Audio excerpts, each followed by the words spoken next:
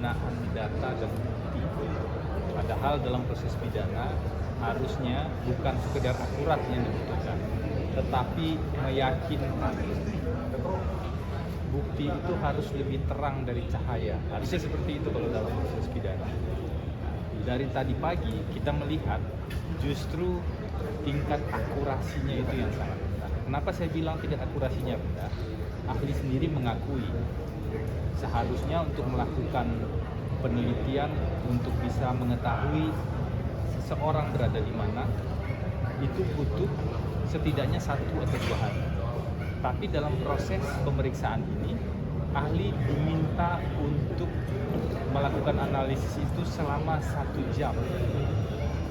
Bahkan ahli mengatakan tadi saya kekurangan waktu untuk bisa melakukan analisis sehingga kemungkinan human error itu, kesalahan-kesalahan itu memang mungkin terjadi. Ini penting sekali karena terkait dengan seberapa akurat bukti yang diajukan yang menunjukkan seseorang itu berada di mana. Berada di mana Pak Hasto pada waktu itu, Kusnadi, Nur Hasan, Harun Masiku, itu tergantung bukti, salah satunya adalah CDR. Poin kedua adalah satu-satunya bukti yang dijadikan pedoman dalam menentukan posisi orang-orang pada hari itu adalah bukti CDR atau call detail record. Tetapi sore ini kita dengar secara langsung bukti CDR itu tidak diaudit dalam proses digital forensik. Pertanyaannya, bagaimana mungkin bukti yang seperti itu bisa digunakan dalam sebuah proses hukum pidana, apalagi untuk membangun tuduhan tentang seseorang melakukan tindak pidana. Bagi kami, selain untuk perkara ini mestinya jadi koreksi bersama ke depan, agar bukti-bukti yang dihadirkan betul-betul bukti yang meyakinkan.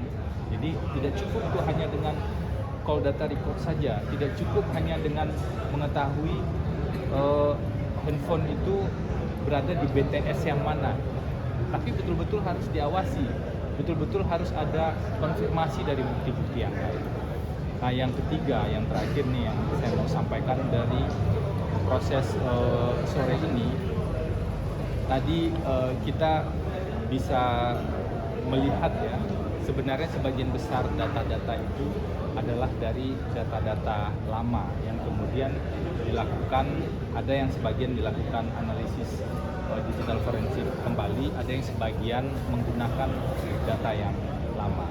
Dan klaim tentang adanya bukti-bukti baru itu sampai dengan persidangan hari ini udah mau selesai ya, tinggal 1 kali lagi JPU menghadirkan bukti, menghadirkan ahli, itu belum kita lihat yang data baru atau bukti baru yang betul-betul menunjukkan Pak Hasto satu misalnya tuduhannya turut memberikan uang yang 400 juta, itu belum kita lihat tuh bukti-buktinya. Yang ada pembicaraan pihak-pihak tertentu, pembicaraan Saiful dengan Doni, sementara Saiful sendiri di persidangan mengatakan saya dan Doni yang create soal suap menyuap itu.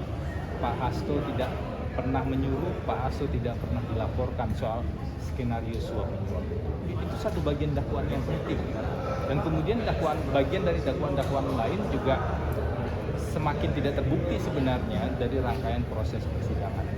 Tapi nanti kita lihat ya, di persidangan berikutnya kan masih ada 2 orang ahli, kami tidak tahu ahli yang mana yang akan dihadirkan. Nanti kita tunggu saja informasi lebih lanjut. Harapannya sederhana, di proses persidangan yang terbuka ini semuanya semakin terang benderang, sehingga kita bisa memahami secara objektif mana yang terbukti, mana yang tidak terbukti, sekaligus melihat mana yang sebenarnya mengada-ngada atau diada-adakan, sehingga harapannya siapapun yang melihat persidangan ini bisa memahami apa benar tuduhan terhadap Hasto atau tidak benar.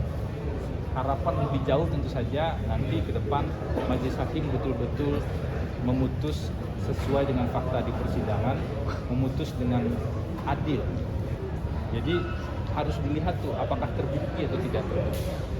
Mungkin seperti itu. Jadi agar tidak ada kekhawatiran misalnya kalau diputus A maka khawatir ada implikasi non hukum dan lain-lain. Ini ujian bagi penegakan hukum kita. Jangan sampai ada aspek-aspek non hukum yang kemudian berkelindan mempengaruhi sebuah proses hukum.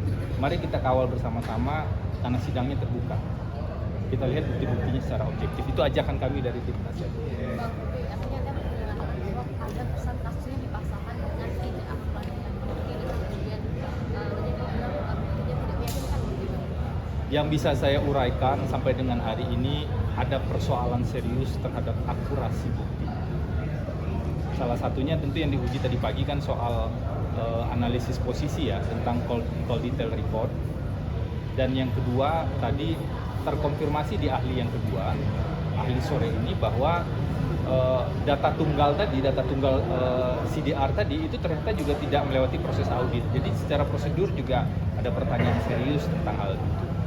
Dan banyak catatan lain kan sebenarnya yang sudah kami sampaikan dari rangkaian persidangan demi persidangan. Mungkin itu dulu ya. Terima kasih. Terima kasih Bang ya.